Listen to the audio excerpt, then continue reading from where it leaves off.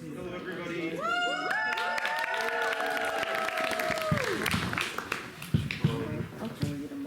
I'm sorry, we can't have the chair move there because of fire hazard reasons. There needs to be like a... There's a seat here if you need. Empty seat here. But anyway, I am Topher Zane. I am the director of As You Like It, Shakespeare in the Dark.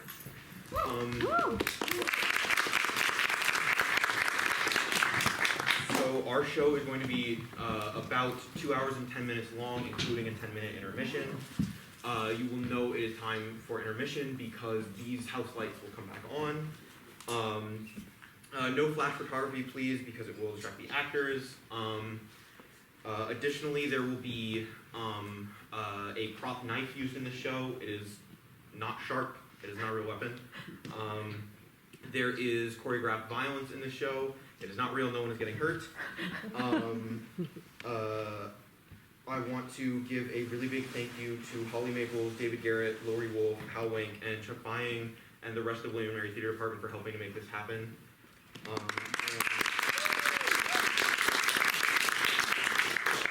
Without further ado, please enjoy Shakespeare in the Dark production of William Shakespeare's As You Like It.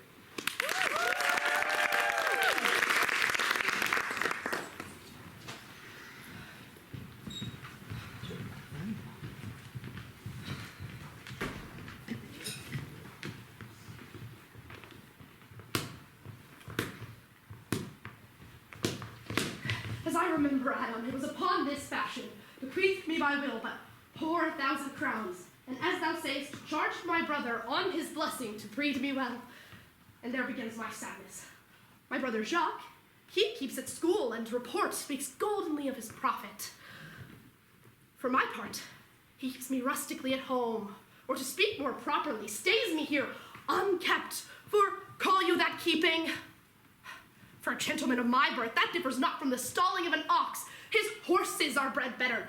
For besides that they are fair with their feeding, they are taught, they're managed, and to that end riders dearly hired. But I, his brother, gain nothing under him but growth. Besides this nothing that he so plentifully gives me, the something that nature gave me, his countenance seems to take from me. He lets me feed with his hinds, bars me the place of a brother, and as much as in him lies, minds my gentility with my education. This is it, Adam, that grieves me.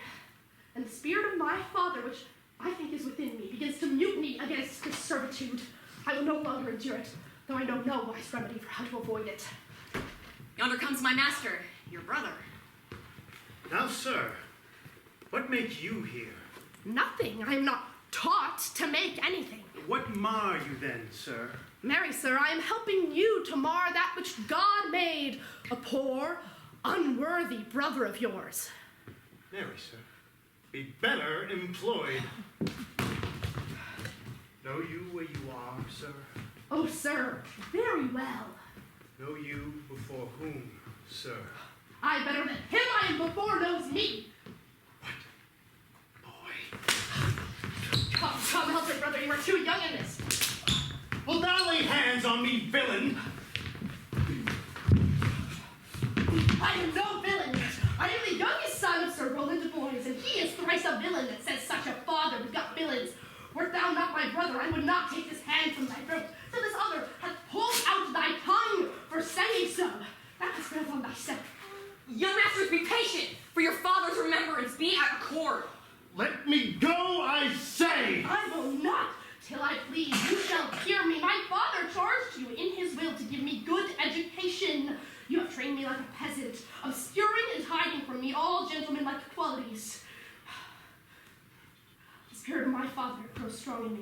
I will no longer endure it. Therefore, give me the poor lottery my father left me by testament. With that, I will go by my fortunes. And what wilt thou do? Beg? When that is spent, you shall have some part of your will. I pray you leave me. I will no further offend you than becomes me for my good. Get you with him, you old dog. Is old dog my reward? Most true, I have lost my teeth in your service. God be with my old master. He would not have spoke such a word. And even so, begin you to grow upon me. I will physic your reignness. and yet give no 1,000 crowns neither. Hollow! Dennis! Called your worship. Was not Charles here to speak with me? So pleasing he's here.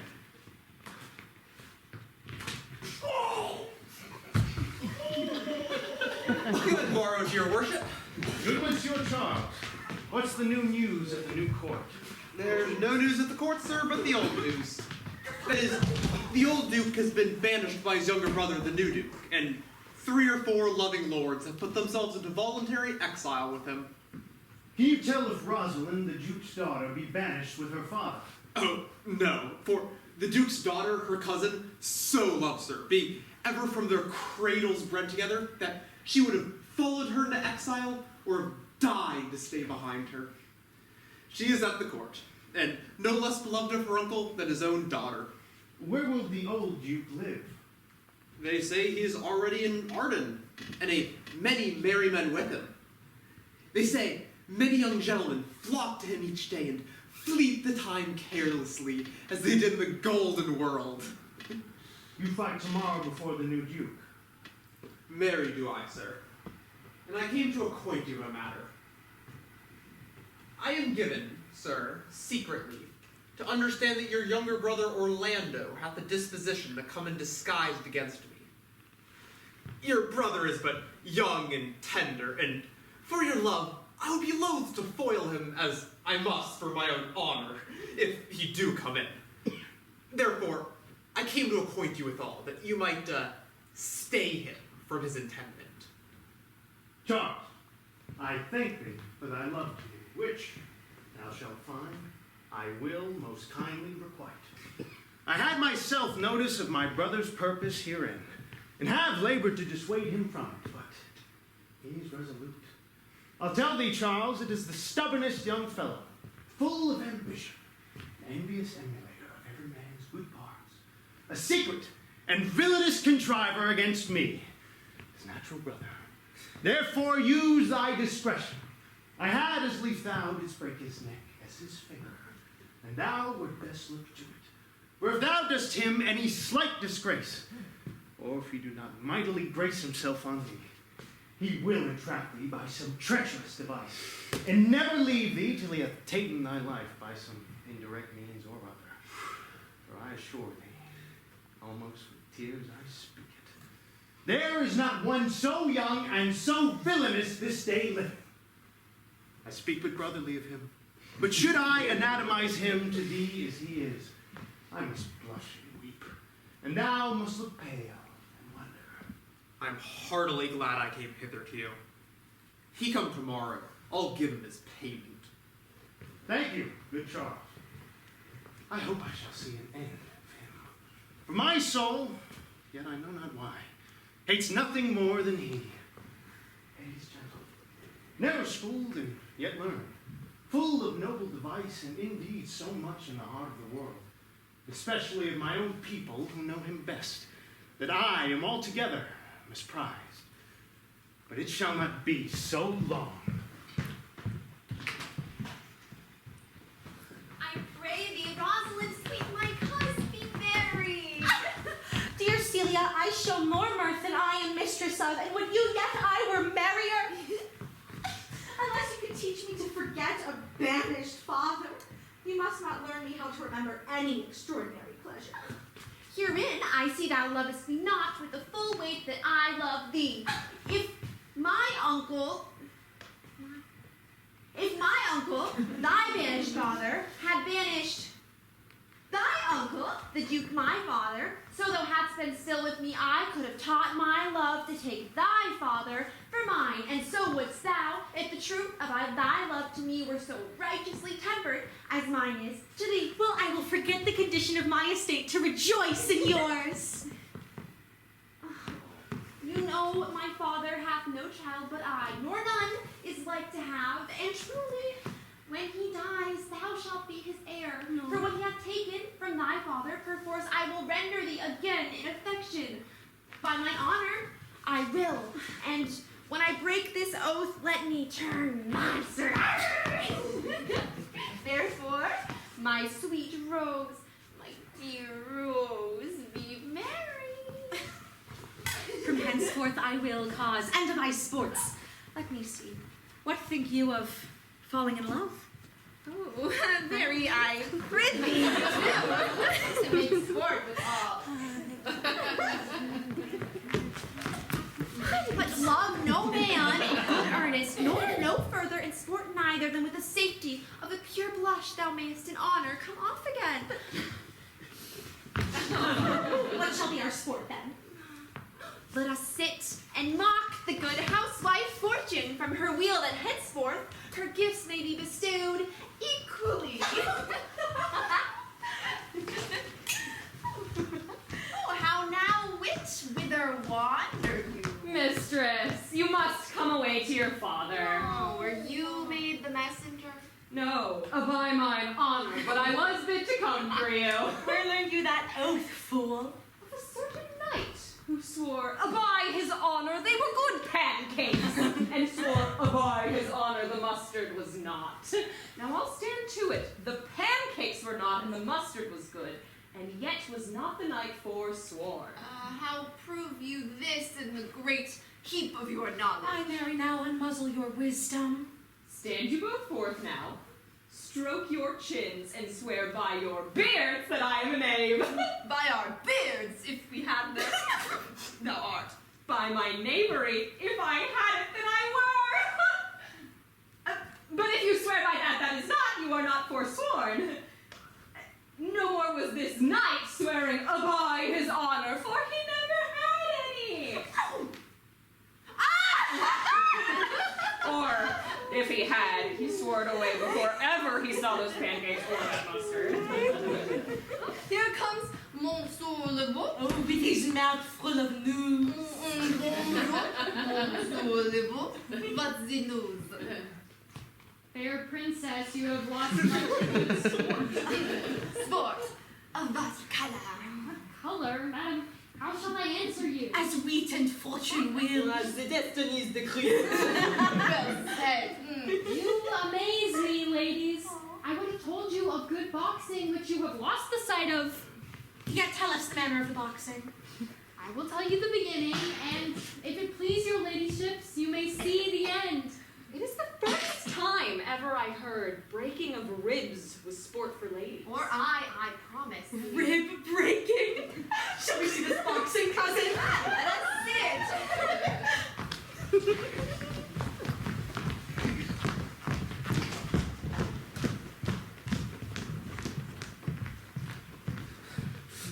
Want to take a bet on Orlando? I hear he's gonna win. Suckers. Come on, since the youth will not be entreated, his own peril on his forwardness. Is yonder the man? Even he, madam. Oh, alas, he is too young. Yet he looks successful. How now, daughter and cousin? Are you crept hither to see the match? Aye, my liege. So please you, give us leave. You will take little delight in it. I can tell you this, there is such odds in the man, in pity of the challenger's youth, that I would fain dissuade him, but he will not be entreated. Go to him, ladies. See if you can move him. Young man, have you challenged Charles?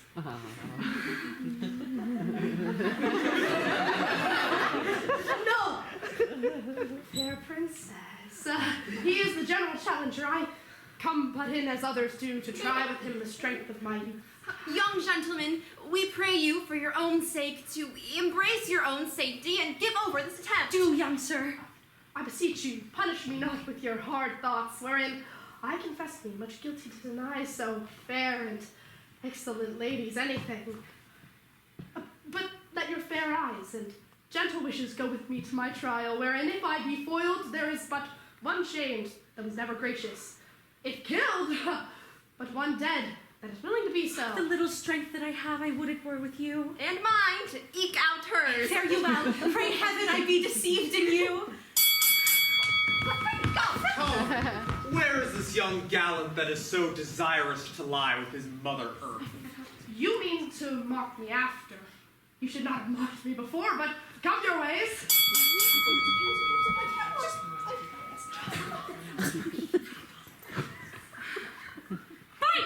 Yeah, come on. Yeah, let's go.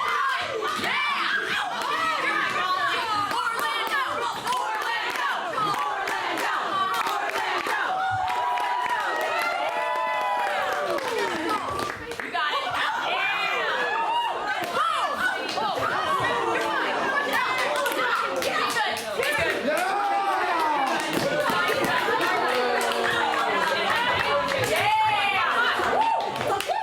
Come on.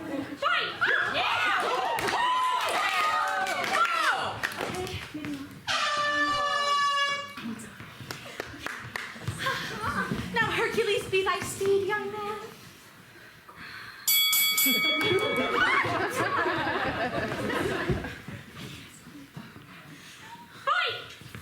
Yeah, get in there. Come on. Yeah. Come on.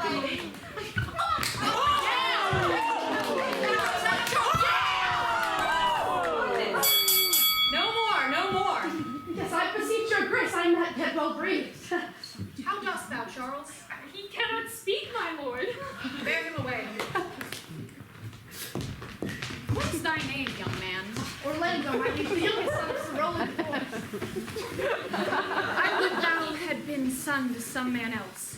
The world esteemed thy father honorable, but I did find him still mine enemy.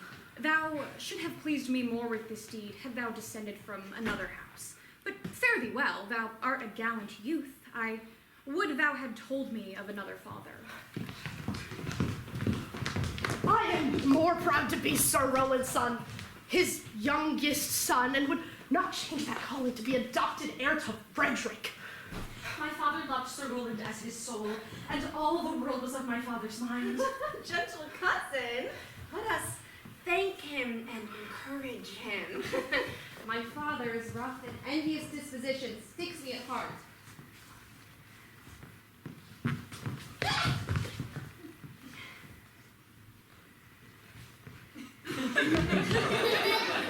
Sir, you have well deserved. Sir, you have well deserved. If you do keep your promises in love, If you do keep your promises in love, but justly as you have exceeded all but promise, justly as you have exceeded all promise, your mistress shall be happy. your mistress shall be happy. Your mistress shall be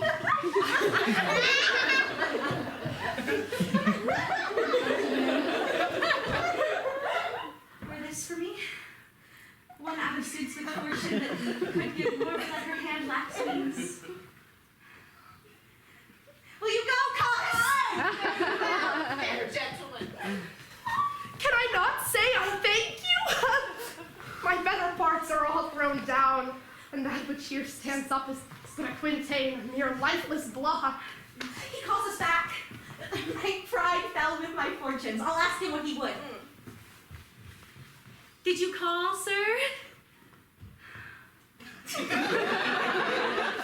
Sir, you have fought well and overthrown more than your enemies. Will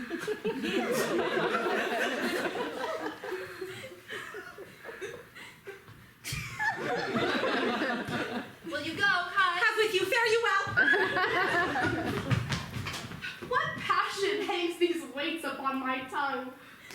I cannot speak to her, yet she urged conference. Oh, poor Orlando, thou art overthrown. Good sir, I do in friendship counsel you to leave this place. Albeit you have deserved high commendation, true applause and love, yet such is now the Duke's condition that he misconstrues all that you have done. I thank you, but pray you tell me this. Which of the two was daughter of the Duke? Neither his daughter, if we judge by manners, but yet indeed, the taller is his daughter. The other is daughter to the banished Duke, and here detained by her usurping uncle to keep his daughter company. Of late, this Duke hath taken displeasure against his gentle niece, grounded upon no other argument but that the people praise her for her virtues and pity her for her good father's sake. And on my life, his malice against the lady will suddenly break forth. Sir, fare you well. Hereafter, in a better world than this, I shall desire more love and knowledge of you. I rest much bound into you. Very well. Thus must I from smoke into the smother, from tyrant duke unto a tyrant brother. Oh, but heavenly Rosalind! Why, cousin! Why, Rosalind! Ugh. Not a word. Not one to throw at a dog. No, thy words are too precious to be cast away upon curs. Throw some at me. Come, lay me with reason. Then there were two cousins laid up, when the one should be laid with reasons and the other mad without end. But is all this for your banished father? No! Some of it is for my child's father. Oh, how full of briars is this working day world. They're but burrs, cousin. Hem them away. I would try if I could cry ham and have him. Is it possible on such a sudden you should fall into so strong a liking for old Sir Roland's youngest son? The Duke, my father, loved his father dearly. Doth it therefore ensue that you should love his son dearly? Oh, by this kind of chase, I should hate him, for my father hated his father dearly. And yet, I hate not Orlando. No, Faith, hate him not for my sake. Mistress, dispatch with your safest haste and get you from our court. Me, uncle? You, cousin. In the next 10 days, if that thou beest found so near our public court as 20 miles, thou diest. I do beseech your grace. Let me the knowledge of my fault bear with me. Never so much as in a thought unborn did I offend your highness. Thus do all traitors. Let it suffice thee that I trust thee not. Yet your mistrust cannot make me a traitor. Thou art thy father's daughter, there is enough. So was I when your highness took his dukedom. So was I when your highness banished him. Dear sovereign, hear me speak. Aye, Celia, we stayed her for your sake. Else had she with her father ranged along. I did not then entreat to have her stay. It was your pleasure and your own remorse. I was too young then to value her, but now I know her.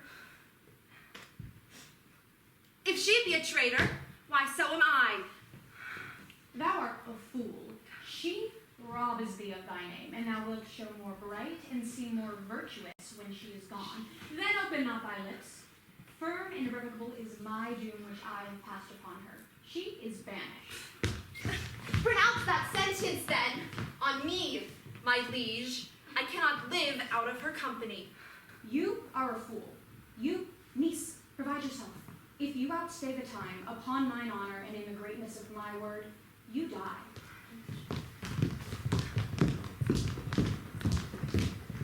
Oh, my poor Rosalind, whither wilt thou go? Wilt thou not change fathers? I will give thee mine. Oh, I charge thee, be not thou more grieved than I am. I have more cause. Thou hast not, cousin. Prithee, be cheerful. Knowest thou not that the Duke hath banished me, his daughter? That he hath not. No, hath not. Rosalind lacks then the love which teacheth thee that thou and I am one. No, let my father seek another heir. Therefore, devise with me how we may fly, whither to go, and what to bear with us. Say what thou canst, I will go with thee. Why, whither shall we go? To seek my uncle. Alas, what danger will it be to us, maids as we are, to travel forth so far? Beauty provoketh thieves sooner than gold. I'll put myself in poor and mean attire. The like do you. So shall we pass along and never stir assailants. Were it not better that I did suit me at all points like a man? A gallant curtal axe on my thigh, a boar spear in my hand, in my heart lie there what hidden woman's fear. There we'll have a swashing and martial outside, as many other mannish cowards have that do outface it with their semblance. But what will I call thee when thou art A man! I'll have no worse a name than Jove's own page, and therefore look you call me Ganymede. But what will you be called? something that hath a reference to my state, no longer Celia, but alien. Ah. Alien. But cousin, what if we essayed to steal the clownish fool out of your father's court? Would she not be a comfort to our travel? Oh, she'll go along o'er the wide world with me. Leave me alone to woo her. Let's away. And get our jewels and our wealth together. Now go we, in content, to liberty and not to banishment.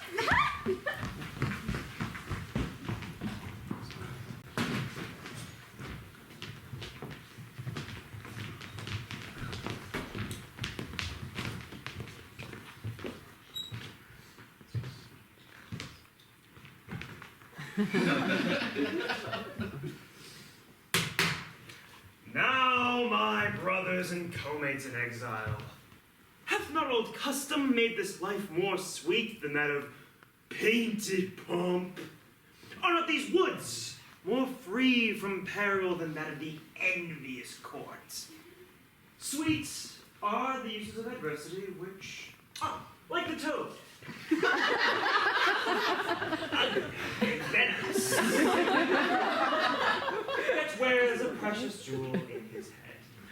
And this our life, exempt from public haunt, finds tongues in trees, books in the running brooks, sermons and stones, and good in everything. I would not change it.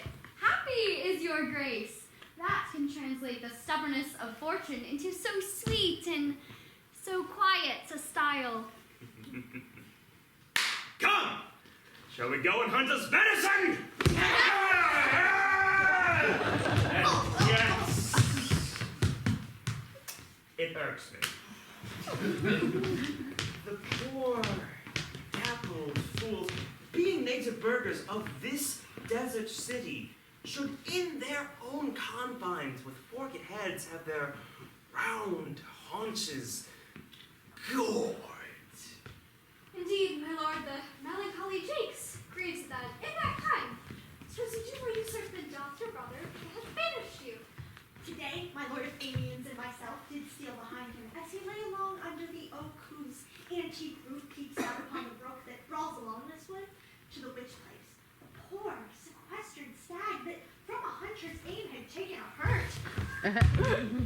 Did come to language. But what said Jakes? Did he moralize this spectacle? Oh, yes, and to 1,000 similes. Poor dear, quoth he, that makes a testament as worldlings do, given thy sum of mores that would hurt you much. Aye, quoth he, sweep on, you fat and greasy citizens. 'Tis just the fashion. And did you leave him in this contemplation? We did, my lord, weeping and commenting upon the sobbing dear. Show me the place! Oh, I do love to cope him in these sullen fits, for then he's full of matter! I'll bring you to him straight.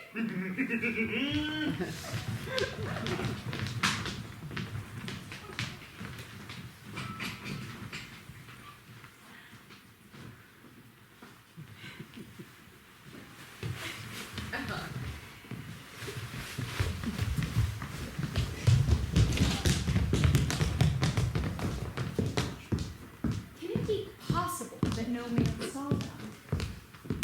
No, it cannot be. Some villains of my court are of consent and sufferance in this. I cannot hear of any that did see her. The ladies, her attendants of her chamber, saw her abed, and in the morning early they found the bed untreasured of their mistress. My lord, the roguish clown at whom so oft your graces want to laugh is also missing. Hesperia, the princess's gentlewoman, who secretly overheard your daughter and her cousin much commend the parts and graces of the wrestler that did but lately foil the sinewy Charles. And she believes, wherever they are gone, that youth is surely in their company. Send to his brother. Fetch that gallant hither. If he be absent, bring his brother to me. I'll make him find him. Do this suddenly, and let not search and inquisition fail to bring about these foolish runaways.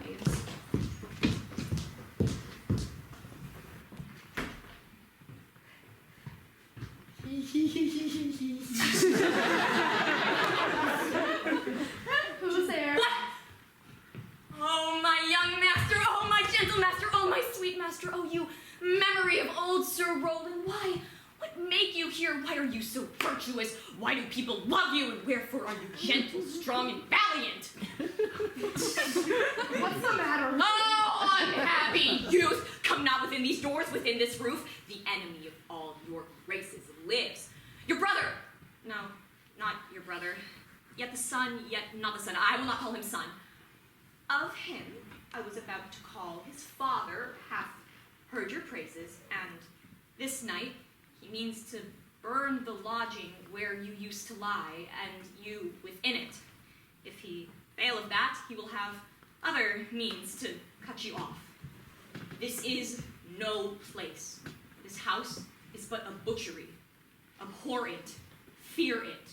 Do not enter it. Why, whither, Adam, wouldst thou have me go? No matter whither, so come not here. What?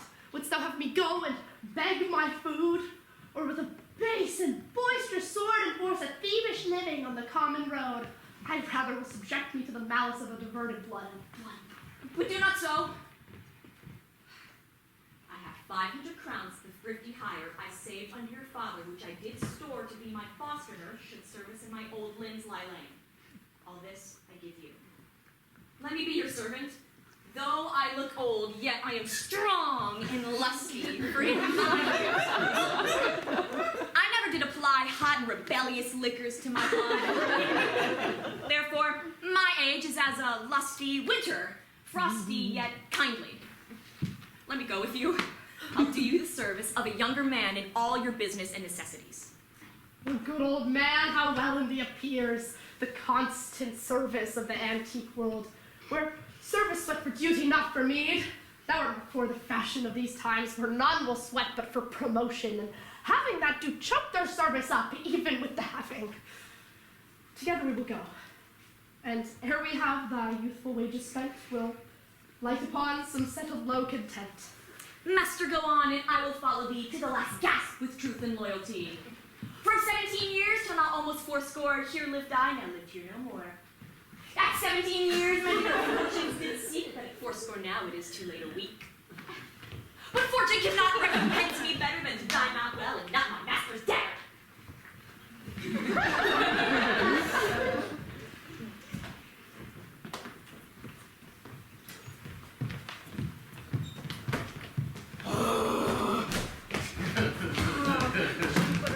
How weary are my spirits.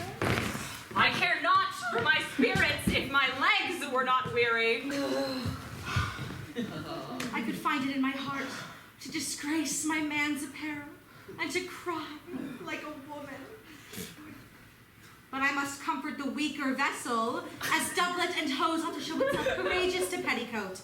Therefore, courage, good Aliena. I pray you bear with me.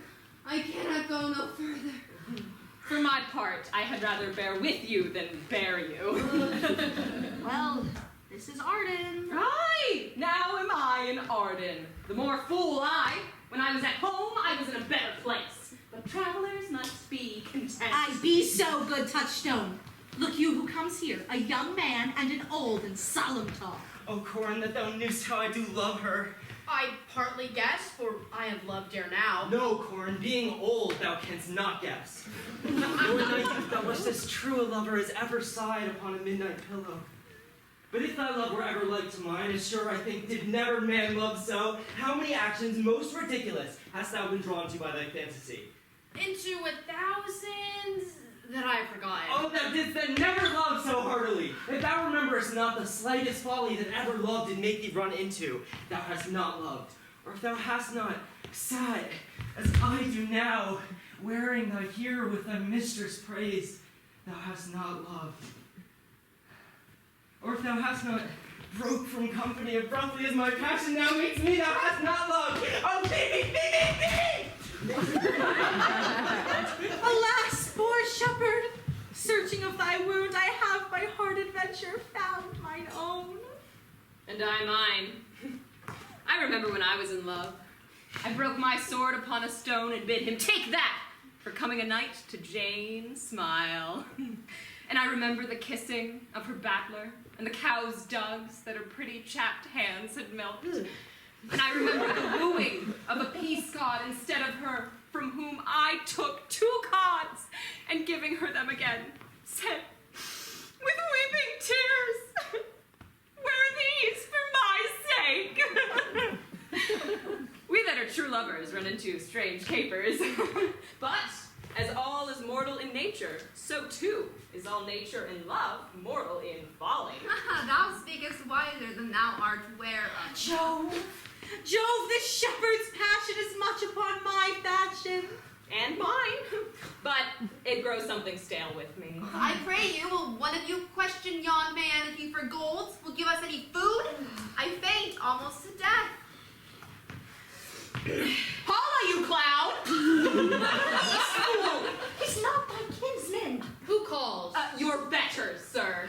Else they are very wretched. Peace, I say. Good even to you, friend. And to you, gentle sir, and to you all.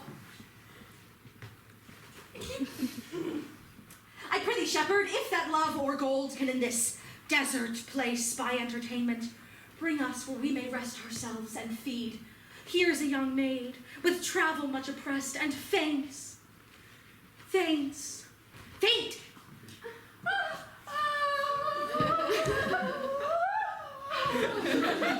for supper. Fair sir, I pity her and wish for her sake more than for mine own. My fortunes were more able to relieve her. But I am shepherd to another man and do not shear the fleeces that I graze. My master is of churlish disposition and little recks to find the way to heaven by doing deeds of hospitality. Besides, his coats, his flocks, and bounds of feet are now on sale. Buy thou the cottage, pasture, and the flock, and thou shalt have to pay for it of us. And we will mend thy wages. I like this place and willingly could waste my time in it. I shall your faithful feeder be, and buy it with your gold right suddenly.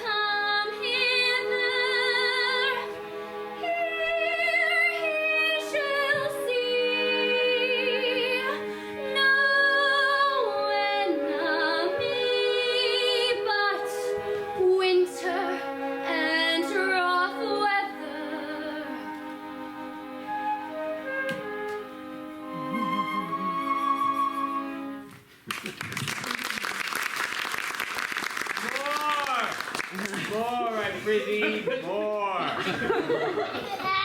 It will make you melancholy, Monsieur Jakes.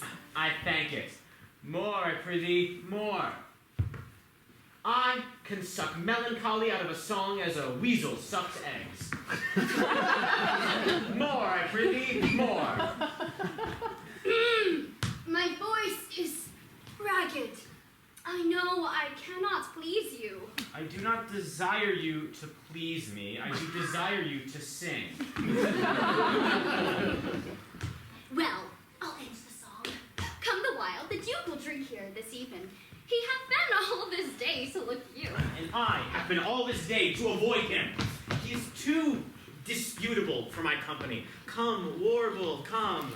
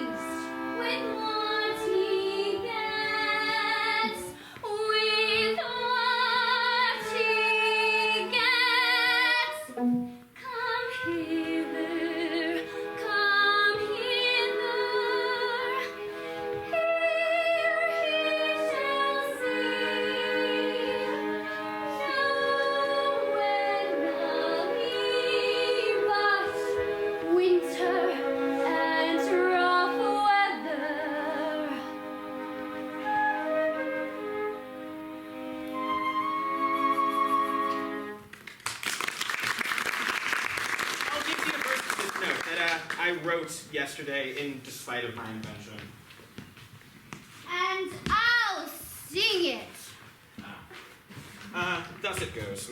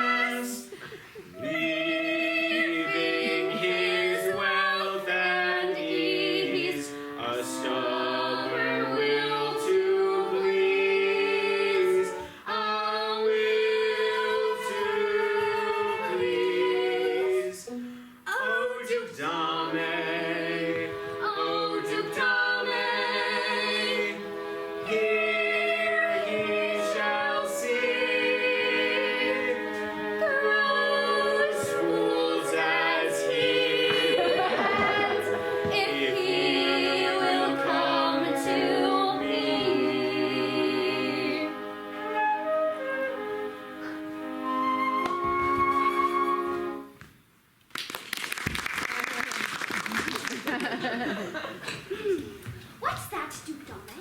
'Tis a Latin invocation to call fools into a circle. I'll seek the Duke. His banquet is prepared.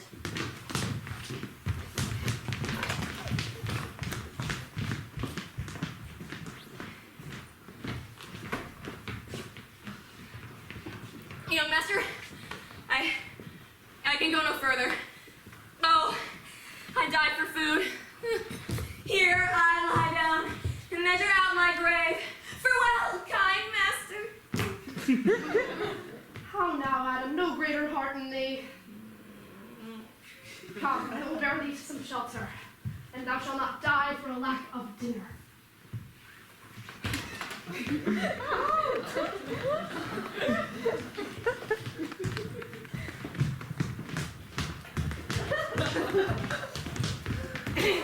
Oh!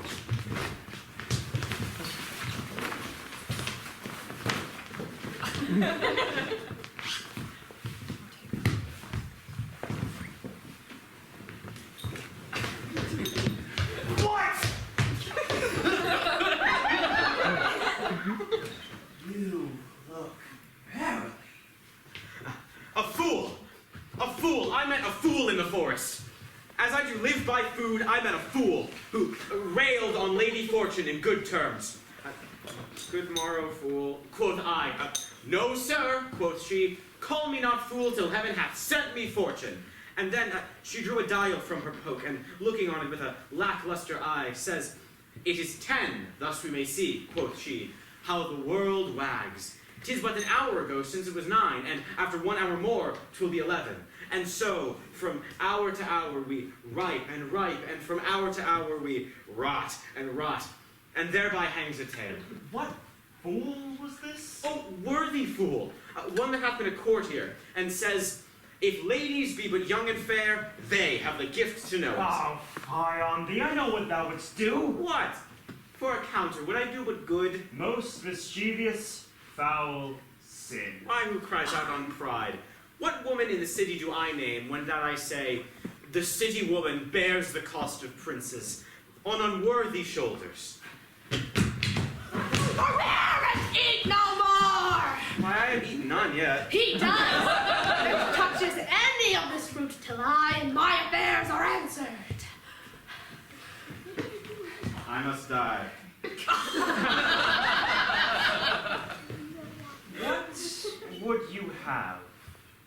Your gentleness shall force more than your force move us to gentleness. Sit down, and feed, and welcome to our table. Speak you so gently. Pardon me, I pray you. I thought that all things had been savage here, and therefore I put on the countenance of stern commandment. Sit you down and take any help we have that may be necessary. There is an old, poor man who, after me, hath many a weary step, limped in pure love. Till he be first sufficed, I will not touch a bit. Go find him out, and we will nothing waste till you return. I thank thee, and be blessed for your good comfort.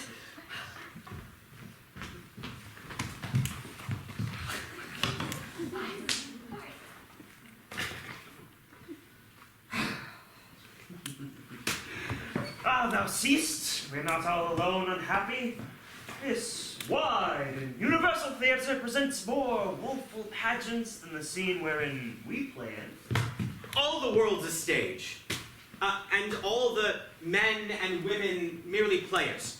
They have their exits and their entrances, and one man in his time plays many parts. His acts being 7 ages. At first, the infant, puking in the nurse's arms, and then the whining schoolboy. Satchel, shining morning face, creeping like snail, unwillingly to school, and then the lover, sighing like furnace, with a woeful ballad made to his mistress' eyebrow, and then a soldier, full of strange oaths, sudden and quick in quarrel, even in the cannon's mouth. And then the justice, in fair round belly, with good cape and line, with eyes severe and beard of formal cut, and so he plays his part. The 6th age shifts into the lean and slippered pantaloon with spectacles on nose and pouch on side. His youthful hose well saved, a world too wide for his shrunk shank and his big, manly voice, turning again toward childish treble, pipes and whistles in his sound. The last scene of all, that ends this strange, eventful history, is second childishness and mere oblivion. Sans teeth, sans eyes, sans taste, sans everything.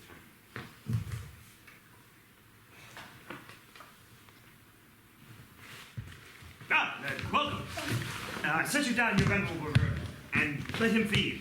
I thank you most. So had you need. I scarce can speak to thank you for myself. Welcome. Fall to. I will not trouble you as yet to question you about your fortunes. Give us some music, and good cousin, Zane.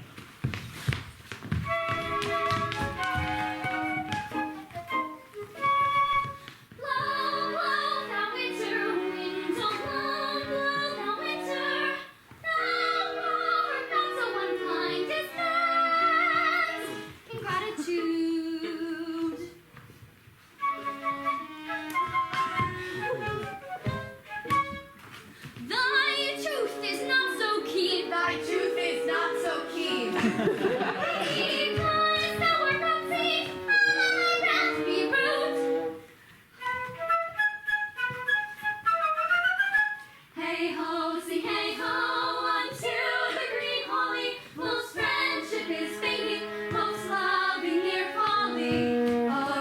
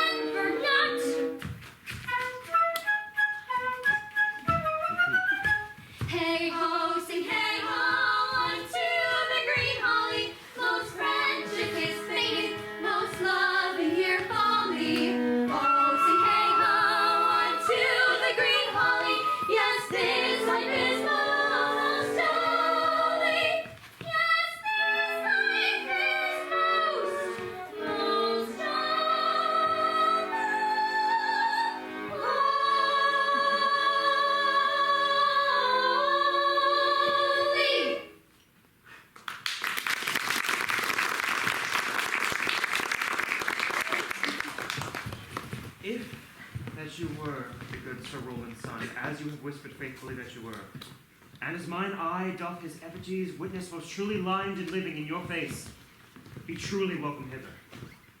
I am the Duke who loved your father. The residue of your fortune. Go to my cave and tell me.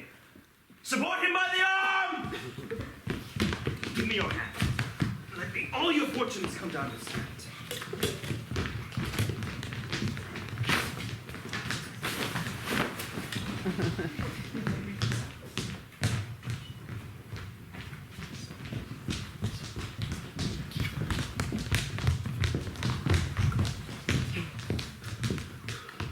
Not seen him since. Sir, that cannot be. But were I not the better part made mercy, I should not seek an absent argument of my revenge. Thou present, but look to it.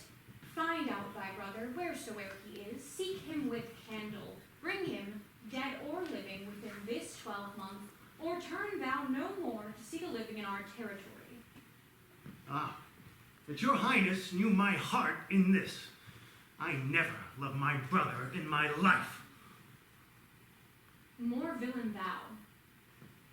Well, push him out of doors, and let my officers of such a nature make him upon his house and lands. Do this expediently, and turn him going.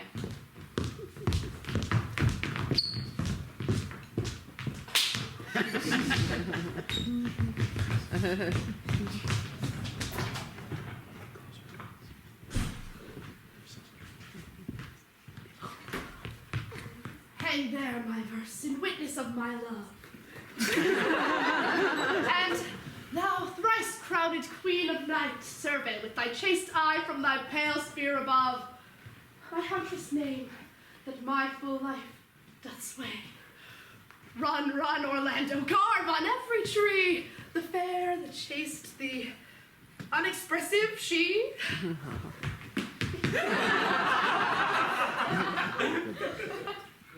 And how like you this shepherd's life, Master Touchstone? Truly, shepherd, in respect of itself, it is a good life. But in respect it is a shepherd's life, it is not. In respect that it is solitary, I like it very well. But in respect it is private, it is a very vile life. Now, in respect it is in the fields, oh, it pleaseth me well. But in respect it is not at court, it is tedious.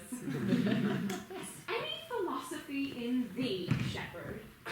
No more but that I know the more one sickens, the worse at ease he is, that the property of rain is sweat and fire to burn, that good pasture makes fat sheep, and a great cause of the night is the lack of the sun. Such a one is a natural philosopher. Was ever at court, shepherd? No, truly. Then thou art damned! Nay, ho, Truly, thou art damned! Like an ill-roasted egg, all on one side. not being at court, your reason. Why, if thou never wast at court, thou never sawest good manners. If thou never sawest good manners, thy manners must be wicked, and wickedness is sin, and sin is damnation. Thou art in a parlous state, shepherd. I am a true laborer. I earn that I eat, get that I wear. Oh, no man hate, envy no man's happiness, glad of others' good, content in my own harm, and the greatest of my pride is to see my ewes eat, my lambs suck. Oh, that is another simple sin in you. To bring the ewes and the rams together and to offer to get your living by the copulation of cattle? To be bought to a bellwether? If you beest not damned for this, the devil himself will have no shepherds. I cannot see else how thou shouldst escape. Here comes young Master Ganymede, my new mistress's brother. From the east to western end, no jewel is like Rosalind. Her worth being mounted on the wind through all the world bears Rosalind. Let no face be kept in mind, but the fair of Rosaline. I'll rhyme you so 8 years together. Dinners and suppers and sleeping hours excluded. Out, fool. For a taste. If a heart do lack a hind, let him seek out Rosalind.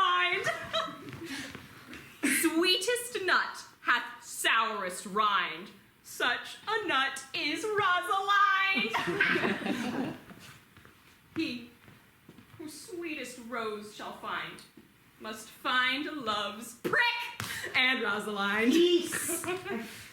Found on a tree. Woof! Truly the tree yields bad fruit. Peace! Where's my sister? Reading. Why should this a desert be? For is it unpeopled? No. Tongues I'll hang on every tree, but upon the fairest boughs, or at every sentence end, will I Rosalinda. Right. Helen's cheek, but not her heart. Cleopatra's majesty, Atalanta's better part, sad Lucretia's modesty. Thus Rosalind, of many parts, by heavenly synod was devised. Of many faces, eyes, and hearts, to have the touches dearest prized. Heaven would that she these gifts should have, and I to live and die her slab. Back, friends. Shepherd, go off a little. Go with him. Come, Shepherd. Let us make an honorable retreat. Didst thou hear these verses? Oh yes, I heard them all, and more too, for some of them had in them more feet than the verses would bear. But didst thou hear, without wondering how thy name should be carved and hanged upon these trees? Is it a man? And a chain you once wore about his neck? Ah, change you color. I prithee who? Oh, Lord. Lord. Nay, but who is it? Ah, is it possible? Nay, I prithee now with most petitionary vehemence, tell me who it is. Wonderful, wonderful, wonderful, most wonderful, yet again wonderful, and after that, out of all hooping. Nay, I prithee, tell me quickly, I prithee, take the cork out of thy mouth that I may drink thy tidings. So you may put a man in your belly. It is young Orlando. Nay, but the devil take mocking. If faith cause, 'tis he. Orlando? Orlando. Alas the day. What should I do with my doublet and hose? What did he when thou saw'st him? What said he? How looked he? Where and went he? What makes he here? Did he ask for me? Where remains he? How parted with thee, and when shalt thou see him again? Answer me in one word. Thou must bar me gargantua's mouth first. But doth he know I am in this forest? And in man's apparel? Lucy especially as he did. It is as easy to count atoms as the propositions of a lover, but take a taste of my finding him and relish it. I found him under a tree, like a dropped acorn. It may well be called Job's tree when it drops forth such fruit. Give me audience, good madam. There lay he. Soft. Comes he not here? Is he? Sleep by and don't you? I do thank you for your company, but good faith, I had as lief have been myself alone. I do desire we may be better strangers. I pray you, mar no more trees with writing love songs in their bark. I pray you mar no more my verses with reading them ill-favoredly. Rosalind is thy lover's name? Yes, just. I do not like her name. There was no thought of pleasing you when she was christened. I'll tarry no longer with you. Farewell, good Signor Love. Adieu, good Monsieur Melancholy. I will speak to him like a saucy lackey, and under that habit play the knave with him. Do you hear, Forrester? Very well. Where dwell you, pretty youth? With the shepherdess, my sister, here in the skirts of the forest, like fringe upon a petticoat. Your accent is something finer than you can purchase in so removed a dwelling. I have been told so of many, but indeed, an old, religious, uncle of mine taught me to speak, who was, in his youth, an inland man, one that knew courtship too well, for there he fell in love. I have heard him read many lectures against it, and I thank God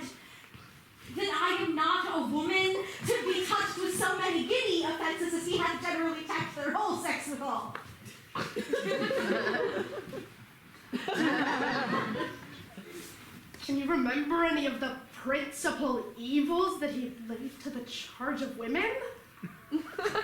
There were none principal. They were all like one another, every one fault seeming monstrous, till his fellow fault came to match it. I prithee recount some of them. No! I will not cast away my physic but on those that are sick. There is a man abuses our young plants with carving. Rosalind, in their books, hangs odes upon hawthorns and elegies on brambles, all forsooth deifying the name of Rosalind. If I could meet that fancy monger, I would give him some good counsel. I am he that is so loved you. Pray you, tell me your remedy. There is none of my uncle's marks upon you. He taught me to know a man in love, in which cage of rushes I am sure you are not prisoner. What were his marks? A lean cheek, which you have not. A blue eye and sunken, which you have not. An unquestionable spirit, which you have not. A beard, neglected, which you have not. And your hose should be ungartered, your sleeve unbuttoned, your shoe untied, and everything about you demonstrating a careless desolation. That you are no such man. If I would, I could make thee believe I love. Me believe it. You may as soon make her that you love believe it. Which I warrant she is apter to do than to confess she does. But in good sooth, are you he that hangs the verses on the trees wherein Rosalind is so admired? I am that he. But are you so much in love as your rhymes speak? Neither rhyme nor reason could express how much. Love is merely a madness! and I tell you, deserves as well a whip in a dark house as madmen do.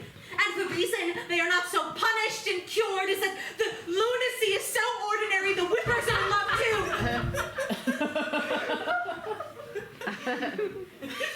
Yet I profess curing it by counsel. Did you ever cure any so? Yes. One. And in this manner. He was to imagine me, his love, his mistress, and I set him every day to woo me. Which time would I, being but a moonish youth, be effeminate, changeable, longing and liking, for every passion something, and for no passion truly anything, as boys and women are for the most part cattle of this color. Would now like him, now loathe him, then entertain him, then forswear him, then weep for him, then spit at him, and thus I cured him. I would not cure you. I would cure you, if you would but call me Rosalind, and come every day to my coat and woo me. Now by the faith of my love, I will. Tell me where it is. Go with me to it, and I'll show it you. Will you go? With all my heart, good youth. Nay, but you must call me Rosalind. Come, sister.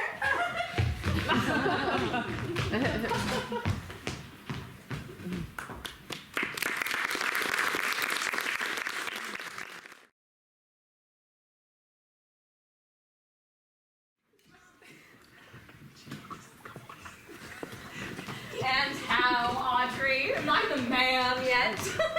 Doth my simple feature content you? Your feature? Lord Warness, what feature? Truly, I would the gods had made thee poetical. I do not know what poetical is. Is it honest? In words? Is it a true thing? No, truly, for the truest poetry is the most feigning, and lovers are given to poetry, and what they swear in poetry, it may be said as lovers, they do feign. Do you wish then that the gods had made me poetical? I do, truly, for thou swearest to me thou art honest. Now, if thou wert a poet, I might have some hope thou didst feign. And would you not have me honest? No, truly, unless thou wert hard favored, for honesty coupled to beauty is to have honey as sauce to sugar. Well, I'm not there. and therefore I pray the gods make me honest. Truly, and to cast away honesty upon a foul slut were to put good meat in an unclean dish. Well, I'm not a slut. Though I thank the gods I am foul. Praise be the gods for thy foulness! Sluttishness may come hereafter. I will marry thee! To that end, I have been with Sir Oliver Martex, the vicar of the next village, who had promised to meet me here in this place of the forest, and to couple us. Oh, the gods give us joy! Amen. Oh, here comes Sir Oliver Martex. Sir Oliver Martex, you are well met. Will you dispatch us here, or shall we go with you to your chapel? Is there none here to give the woman? I will not take her on gift of any man. Truly, she must be given, or the marriage is unlawful. Come, sweet Audrey. We must be married, or we must live in Baudry. 'Tis no matter. Ne'er a fantastical knave of them all shall flop me from my calling. Never talk to me, I will weep. Mary, I prithee do, and yet have the grace to consider that tears do not become a man. But why did he swear he would come this morning and comes not? Nay, certainly there's no truth in him. Not true in love? Yes, when he is in, but I think he is not in. You have heard him swear downright he was. Was, is not, is. He attends here in the forest on the Duke, your father. I met the Duke yesterday and had much question with him. He asked me of what parentage I was. I told him of as good as he. So he laughed and let me go. But what talk we of fathers when there is such a man as Orlando? Oh, there's a brave man. He writes brave words, speaks brave verses, swears brave oaths, and breaks them bravely. Quite traverse, athwart the heart of his lover like a puny tilter that spurs his horse, but on one side breaks his staff like a noble goose. Oh, but all's brave that youth mounts and folly dies. Look who comes here. Oh, come, let us remove. The sight of lovers feedeth those in love.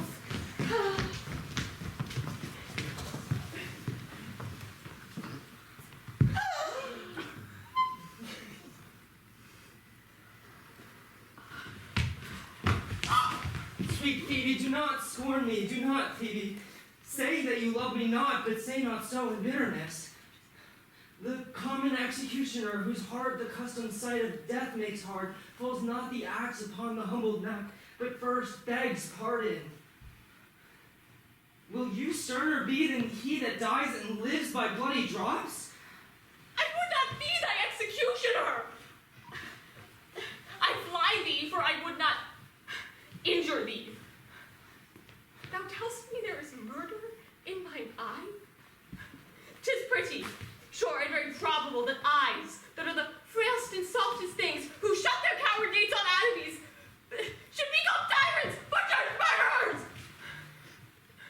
Now, I do frown on thee with all my heart. And if mine eyes can wound, now let them kill thee! Now counterfeit to swoon. Why now fall down, or if thou canst not, oh, for shame, for shame. Lie not to say mine eyes are murderers. Now show the wound mine eye hath made in thee. Scratch thee, but with a pin, and there remains some scar of it. But now mine eyes, which I am darted at thee, hurt thee not. Nor, I am sure, there is no force in eyes that can do hurt. Oh, dear Phoebe, if ever, as that ever may be near you meet in some fresh cheek the power of fancy, then shall you know the wounds invisible that love's keen arrows make. But till that time, come not thou near me, and when that time comes, afflict me with thy loss. Pity me not, as till that time I shall not pity thee. And why, I pray you? Who might be your mother that you insult, exalt, and all at once over the wretched? Must you be proud and pitiless?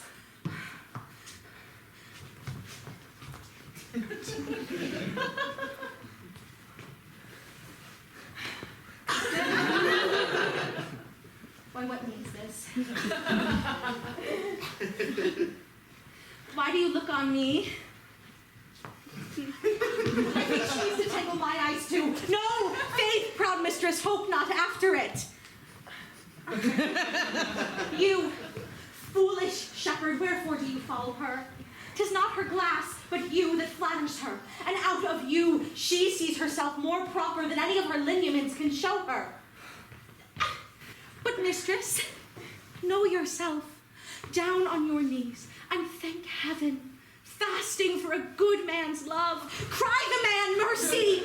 Love him. Take his offer. Foul is most foul, being foul to be a scoffer. So take her to thee, shepherd, fare you well. Sweet youth! I pray you chide a year together.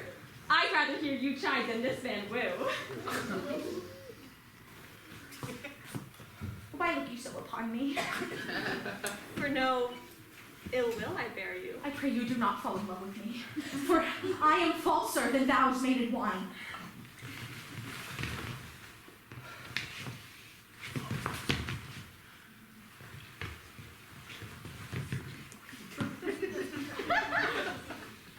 Besides, I like you not. You will know my house. 'Tis at the tuft of olives here hard by. Will you go, sister?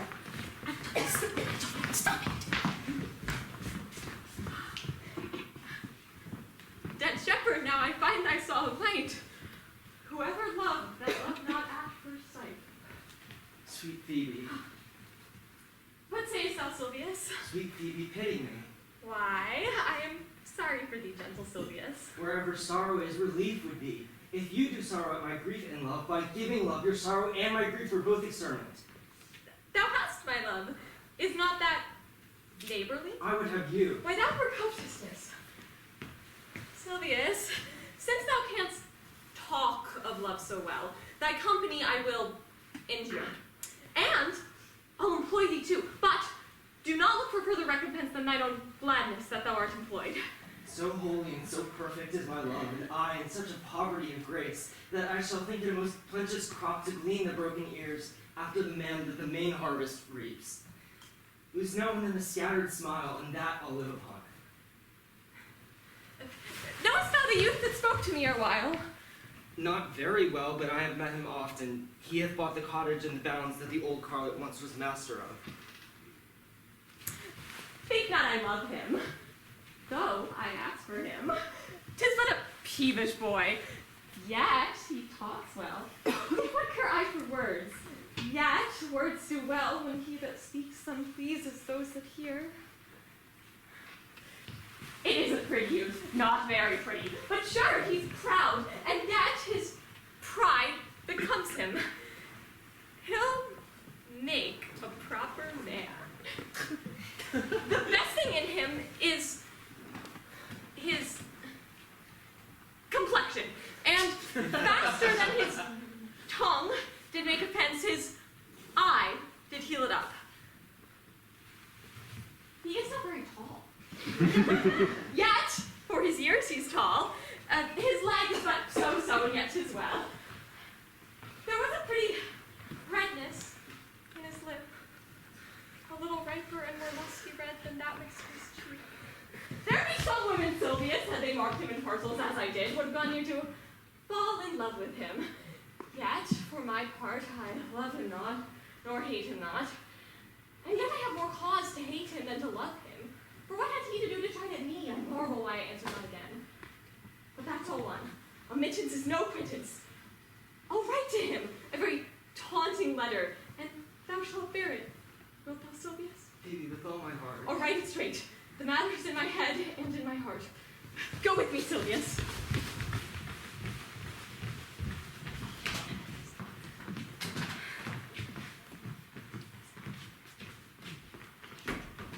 I prithee, pretty youth, let me be better acquainted with thee. They say you are a melancholy fellow. Why, 'tis good to be sad and say nothing. Why then, 'tis good to be a post. Good day and happiness, dear Rosalind. Nay then, God be with you, and you talk in blank verse. Why, how now, Orlando? Where have you been all this while? You, a lover. And you serve me such another trick. Never come in my sight more. My fair Rosalind, I come within an hour of my promise. Break an hour's promise in love.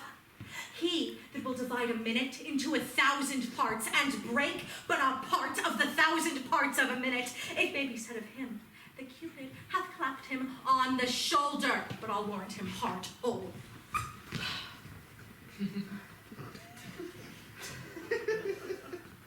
Pardon me, dear Rosalind. Nay, you be so tardy, come no more in my sight. I have this speak be wood of a snail. Of a snail? Aye, of a snail. For though he comes slowly, he carries his house on his head. A better jointure, I think, than you make a woman.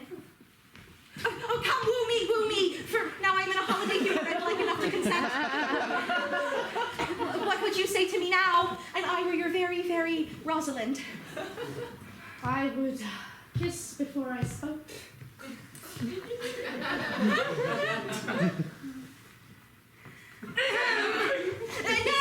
you had better speak first, and when you regret the lack of matter, you might take occasion to kiss. How if the kiss be denied? Then she puts you to entreaty, and there begins new matter. Who could be out, being before his beloved mistress? Am not I your Rosalind? I take some joy to say you are, because I would be talking of her.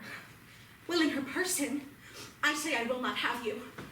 Then, in mine own person, I die. No! Faith! Die by attorney. The poor world is almost 6,000 years old. And in all this time, there was no man died in his own person that illicit in a love cause. Troilus had his brains dashed out with a Grecian club, yet he did what he could to die before, and he is one of the patterns of love. Men have died from time to time, and worms have eaten them, but not for love. I would not have my right Rosalind of such a mind, for I protest her frown might kill me. By this hand it will not kill a fly. But come now, I will be your Rosalind in a more coming on disposition, and ask me what you will, I will grant it. Then love me, Rosalind. Yes, faith will I, Fridays and Saturdays and all. And wilt thou have me? Aye, and 20 such. What sayest thou? Are you not good? I hope so. Why then, can one desire too much of a good thing? Come, sister, you shall be the priest and marry us. Give me your hand, Orlando. What say you, sister? Pray thee, marry us. I cannot say the words.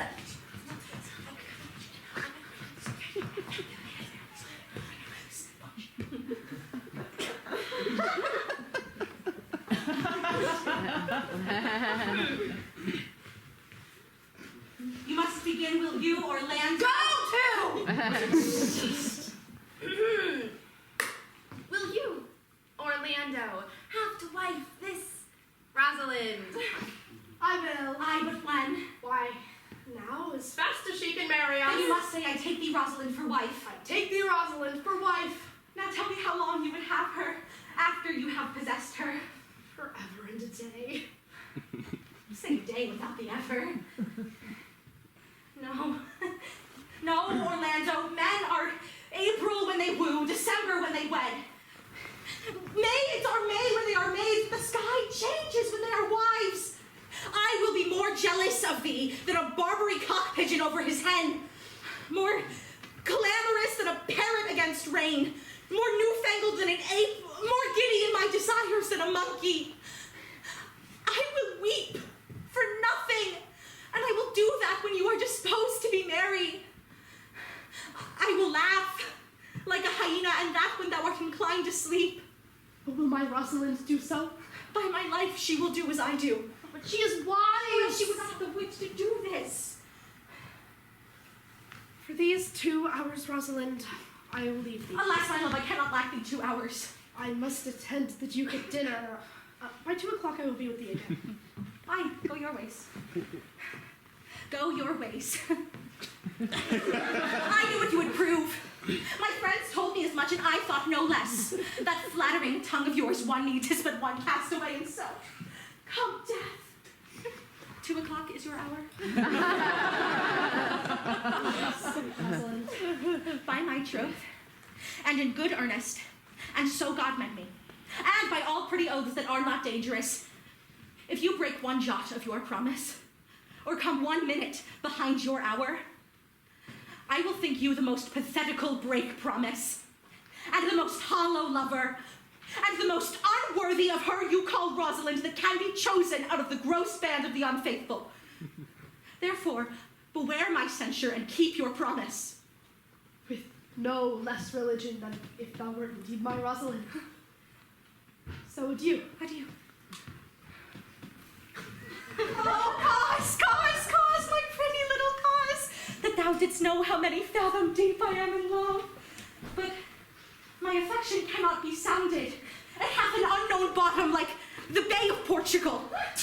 Or rather, bottomless, that as fast as you pour for affection in, it runs out. I'll tell the Aliena I cannot be out of the sight of Orlando. I will find a shadow and sigh till he come. And I'll sleep.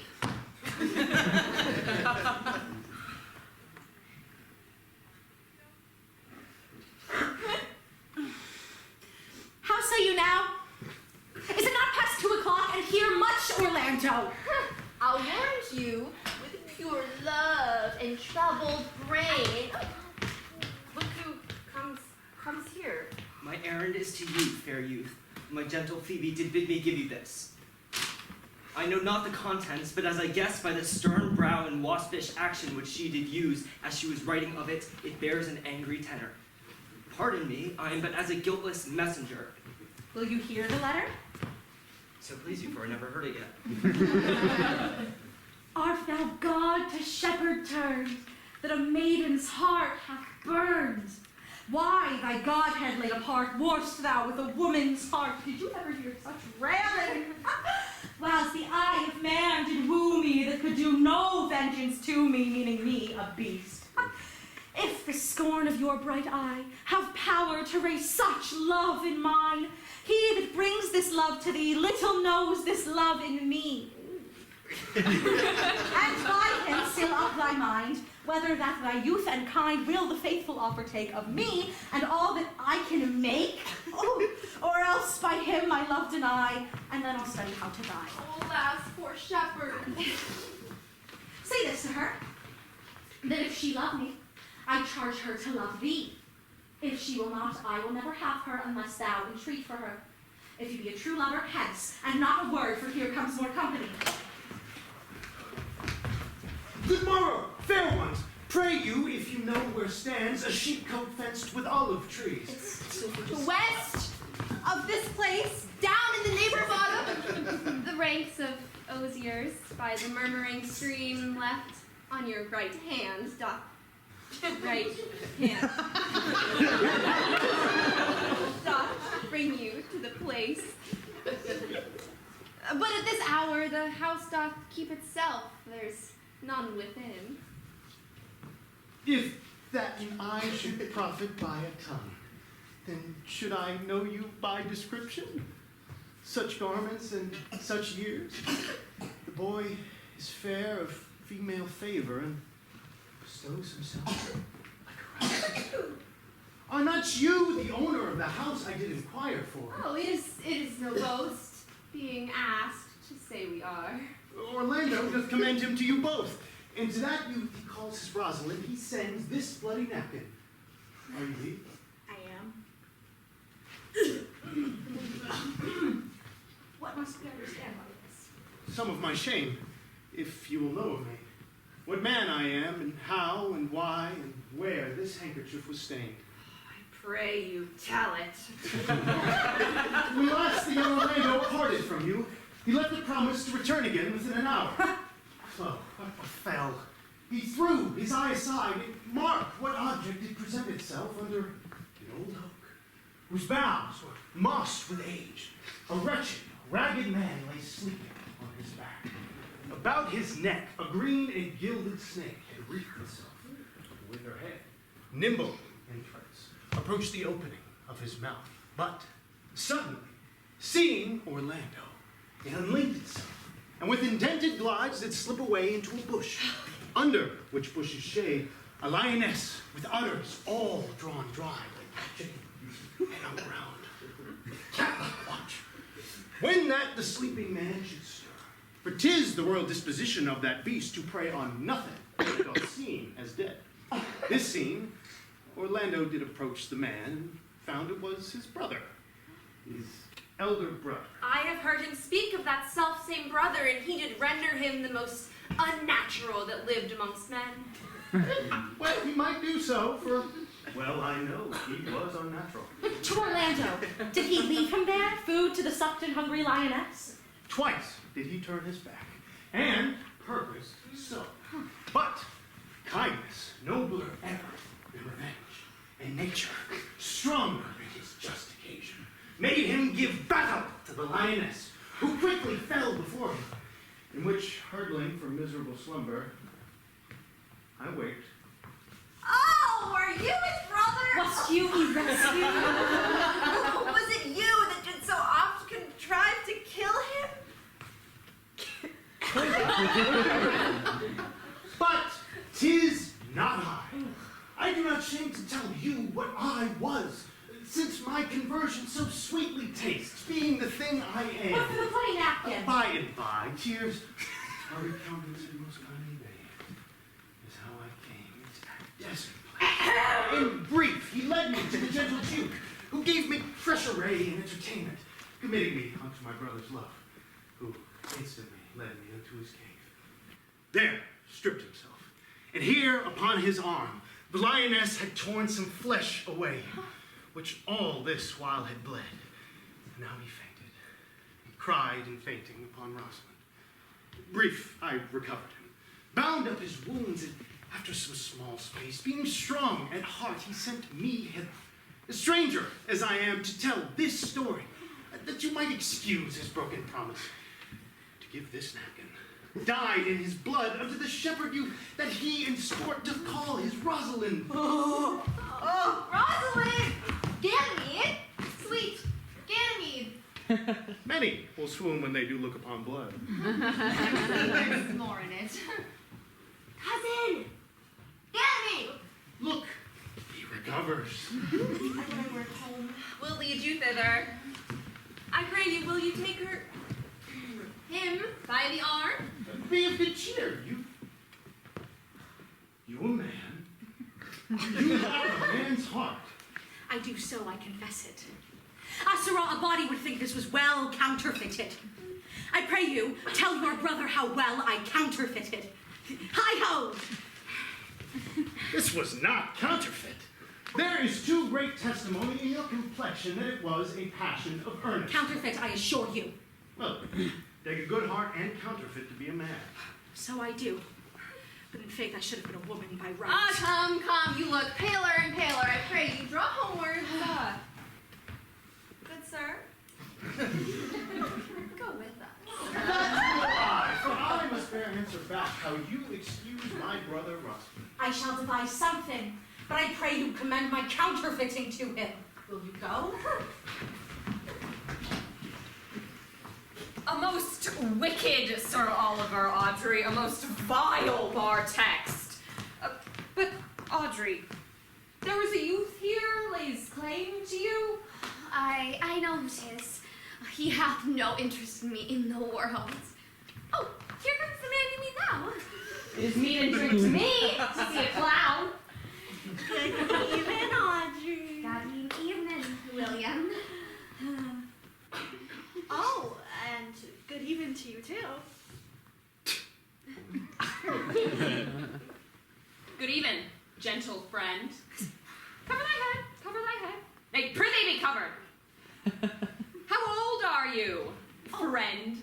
5 and 20. A ripe age. Is thy name William? Well, I am. A fair name. Wast born here? I thank God. Thank God. A good answer. Art rich? Faith? So-so. Ah, so is good. Very good. Very excellent good. And yet it is not. It is but so-so. Art thou wise? I have a pretty wit. Why thou sayest well. I do now remember a saying. The fool doth think he is wise, but the wise man knows himself to be a fool. You do love this maid? I do. Give me your hand. Art thou learned? No. Ooh, then learn this of me. To have is to have, for it is a figure in rhetoric that drink being poured from a cup into a glass by filling the one doth empty the other. For all your writers do consent that ipsy is he. Now you are not ipsy, for I am he. Which he? He, sir, that must marry this woman. Therefore, you clown, abandon, which in the vulgar is leave, the society which in the boorish is company of this female, which in the common is woman, which together is abandon the society of this female, or clown, thou perishest. Or, to thy better understanding, thou diest. Or to wit, I kill thee. Make me away, translate thy life into death, thy liberty into bondage. I will deal with thee in poison, or in bastinado, okay, or in steel. I will overrun thee with policy. I will ban thee with thee in faction. I will kill thee 150 ways. Therefore, tremble and depart. Do good, William.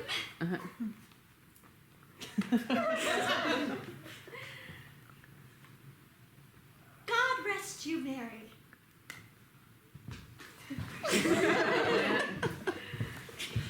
Our master and mistress seeks you. Come away.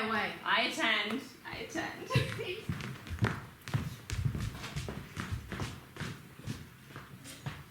Is it possible that on so little acquaintance you should like her? That but seeing love her? And loving woo, and wooing she should grant? And will you persevere to enjoy her? Neither. Call the giddiness of it in question, or the poverty of her, the small acquaintance, my sudden wooing, or her sudden consenting. But say with me, I love Aliena. I love Aliena. But she loves me. Consent with both that we may enjoy each other. It shall be to your good. For my father's house, and all the revenue that was Sir Roland's, will I stayed upon you, and here live and die a shepherd. You have my consent. Let your wedding be tomorrow. Thither will I invite the Duke and all his contented followers. Go you and prepare Aliena for... Look you, here comes my Rosalind. God save you, brother. And to you, their sister. Oh, my dear Orlando, how it grieves me to see thee wear thy heart in a scarf. It is my arm. I thought thy heart had been wounded with the claws of a lion. Wounded it is, but with the eyes of a lady. Did your brother tell you how I counterfeited to swoon when he showed me your handkerchief? Aye, and greater wonders than that. Nay, I know who you are. 'Tis true. Your brother and my sister no sooner met, but they looked. No sooner looked, but they loved. No sooner loved, but they sighed. No sooner sighed, but they asked one another the reason. And no sooner knew the reason, but they sought the remedy. And in these degrees have they made a pair of stairs to marriage, which they will climb incontinent, or else be incontinent before marriage. They are in the very wrath of love, and they will together. Clubs cannot part them. They shall be married tomorrow. I will bid the Duke to the nuptial. But oh, how bitter a thing it is to to look into happiness through another man's eyes. So much the more will I tomorrow be at the height of heart heaviness by how much I shall think my brother happy in having what he wishes for. Why then, tomorrow I cannot serve your turn for Rosalind? I can no longer live by thinking. I will weary you then no longer with idle talking. Believe, if you please, that I can do strange things. I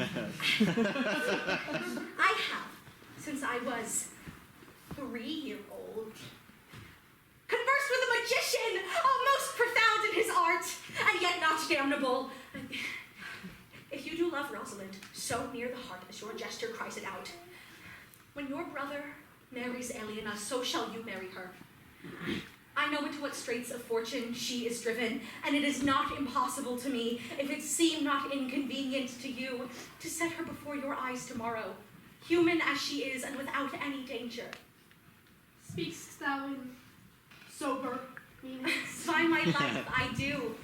Therefore, put you in your best array, bid your friends, for if you will be married tomorrow, you shall, and to Rosalind, if you will.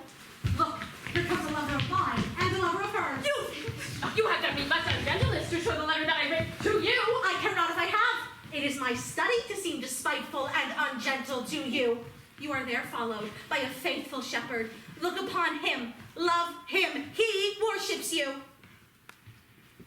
Good shepherd, tell this youth what 'tis to love. It is to be all made of sighs and tears, and so am I for Phoebe. And I for Ganymede. And I for Rosalind. And I for no woman. It is to be all made of faith and service, and so am I for Phoebe. I for Ganymede. And I for Rosalind. And I for no woman. It is to be all made of fantasy, all made of passion, and all made of wishes. All adoration, duty, and observance. All humbleness, all patience, and impatience. All purity, all trial, all obedience. And so am I for Phoebe. And so am I for Ganymede. And so am I for Rosalind. And so am I for no woman. If this be so, why blame you me to love you? If this be so, why blame you me to love you? If this be so, why blame you me to love you? Why do you speak too? Why blame you me to love you? To her that is not here, nor doth not hear. Pray you no more of this. I will help you if I can. I would love you if I could. Tomorrow, meet me all together. I will marry you, if ever I marry woman, and I'll be married tomorrow. I will satisfy you if ever I satisfy man, and you shall be married tomorrow.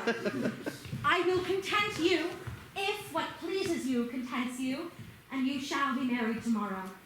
As you love Rosalind meet, as you love Phoebe meet, and as I love no woman all meet. Fare you well, I have left you commands. I'll not fail if I live. Nor I, nor I.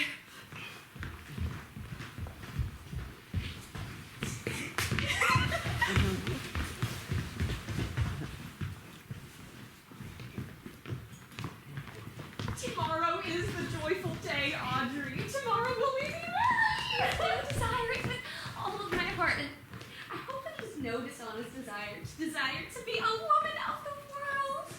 Oh, look, here comes the Duke's 2 banished pages.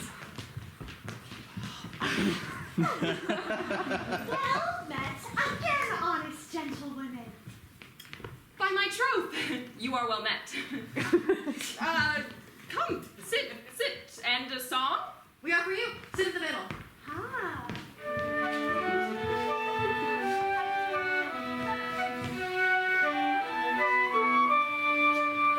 It was a lover and his It was a lover and his lass that o'er the green cornfields did pass, with a hey and a ho and a hey nonny no.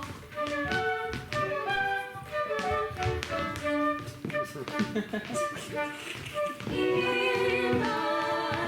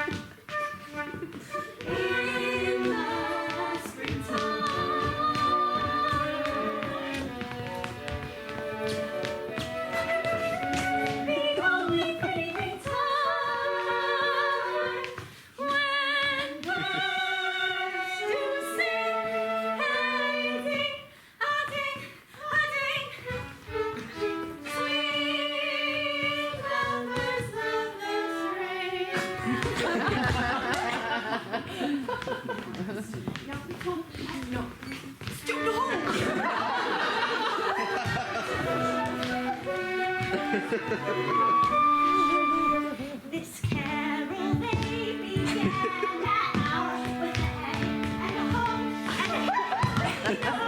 This carol day began that hour, how that this life was but a flower, with a hey and a ho and a hey nonny no.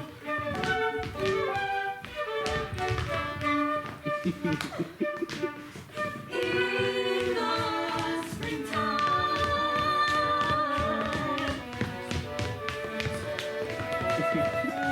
the only pretty time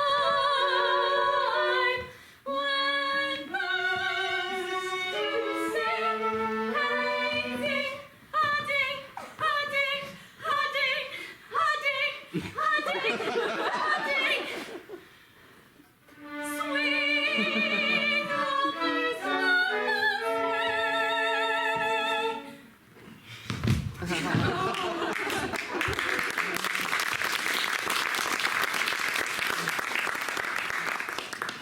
Truly, young gentlemen, though there was no great matter in the ditty, yet the note was quite untunable. You are deceived, madam. We kept time. It was not our time. By my troth, yes. I count it but time lost to hear such foolish singing. God be with ye, and God mend your voices. What? No!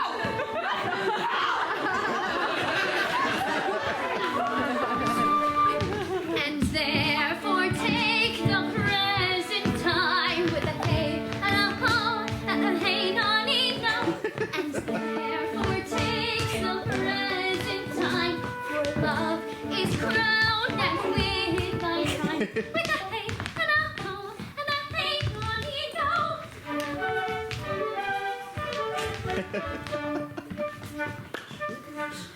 In the springtime,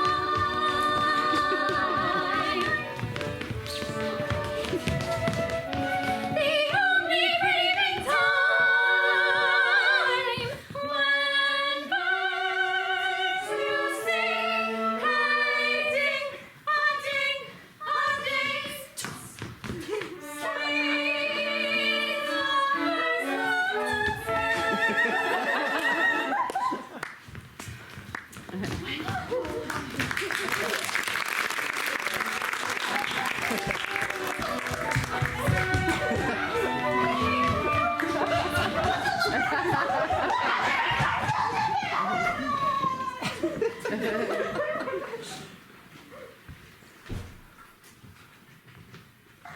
Dost thou believe, Orlando, that the boy can do all this that he hath promised? I I sometimes do that, and sometimes do not, as those that fear they hope and know they fear. Patience once more while our compact is urged.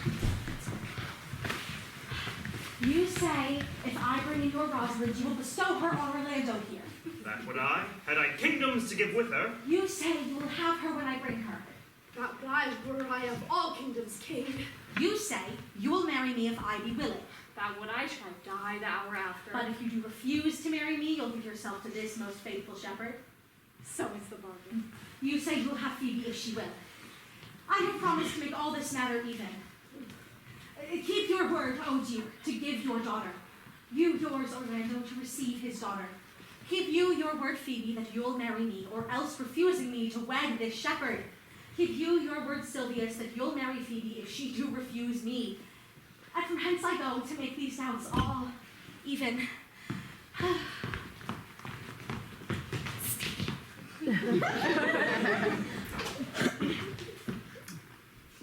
I do remember in this shepherd boy some lively touches of my daughter's favor. My lord, the first time I ever saw him, methought he was a brother to your daughter.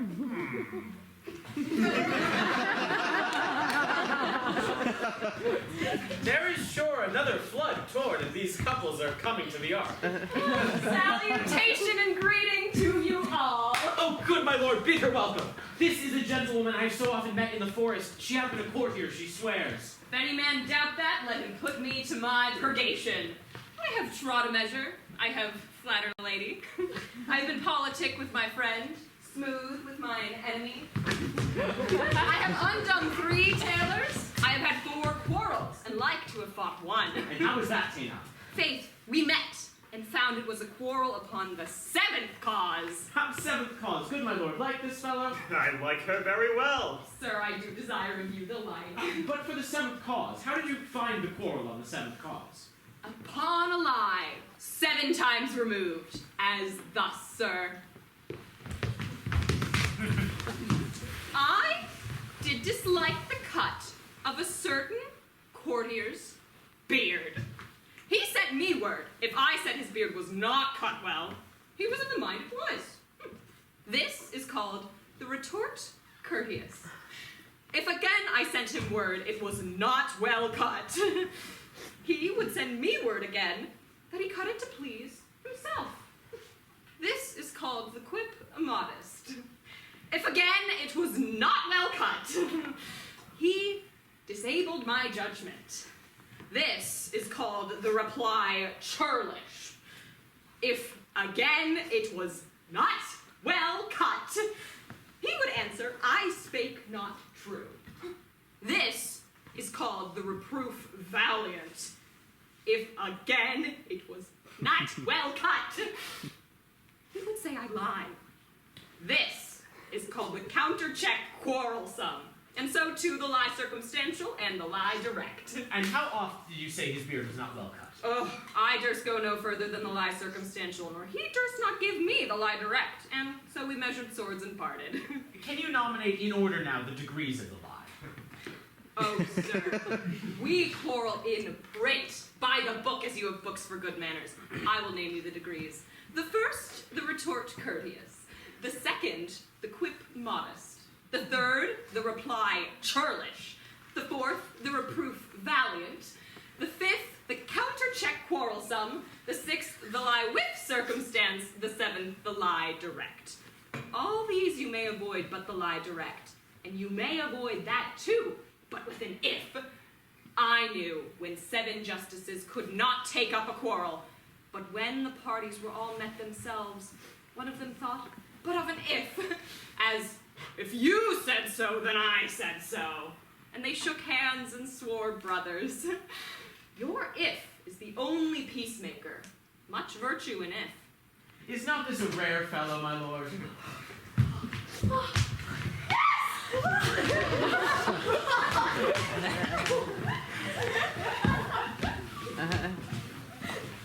That is their birth in heaven, when earthly things made even atone together. Good Duke, receive thy daughter. High men from heaven brought her, yea,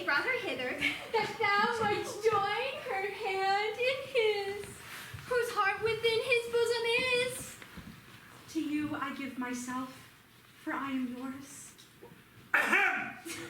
To you I give myself, for I am yours. If there be truth in sight, you are my daughter. If there be truth in sight, you are my Rosalind. I'll have no father if you be not he. I'll have no husband if you be not he. No ne'er wed woman if you be not she. I will not eat my word. Now thou art mine. Thy faith my fancy to thee doth combine. Peace out! I brought confusion, 'tis I must make conclusion of these most strange events. Here's 8 that must take hands to join in Hymen's bands if truth holds true contents. You and you, no crush shall part. You and you are heart and heart. You to his love must accord, or have a woman to your lord. You and you are sure together as the winter to foul weather. Walls of wedlock him we sing, feed yourselves with questioning that reason wonder may diminish how thus we met and these things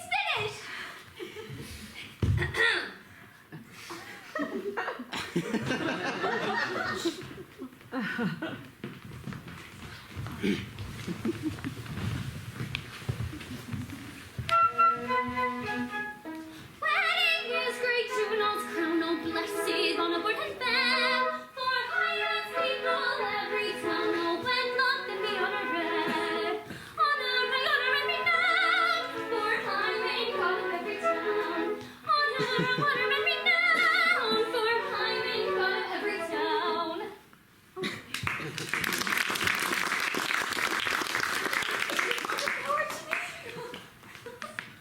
Let me have audience for a word or two. I am the second son of old Sir Roland that brings these tidings to this fair assembly.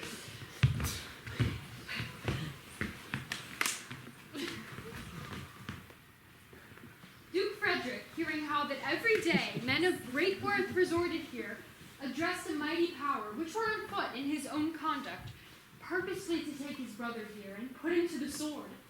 And to the skirts of this wild wood he came, where, meeting with an old religious man, after some question with him, was converted, both from his enterprise and from the world, his crown bequeathing to his banished brother, and all their lands restored to them that were with him exiled. This to be true, I do engage my life. Welcome, young man. Thou offerest most fairly to thy brother's wedding.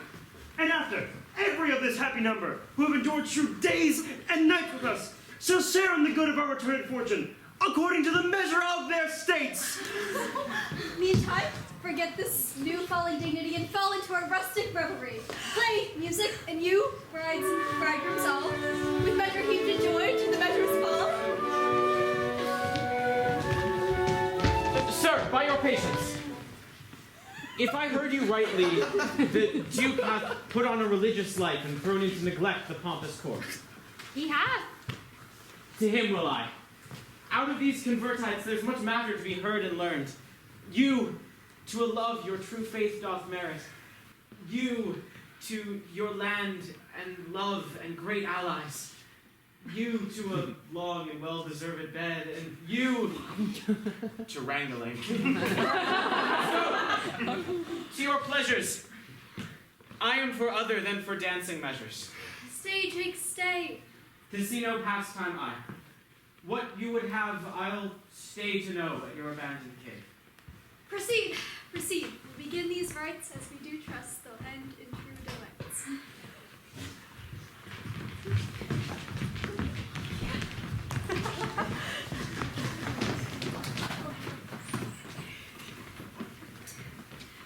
It is not the fashion to see the lady the epilogue, but it is no more unhandsome than to see the lord the prologue. If it be true that good wine needs no bush, 'tis true that a good play needs no epilogues. Yes, a good wine I do use good bushes. And good plays prove better by the help of good epilogues. What a case am I in then? I charge you, O women, for the love you bear to men, to like as much of this play as please you. I charge you, O men, for the love you bear to women, as I perceive by your simpering none of you hates them, that between you and the women the play may please. Farewell.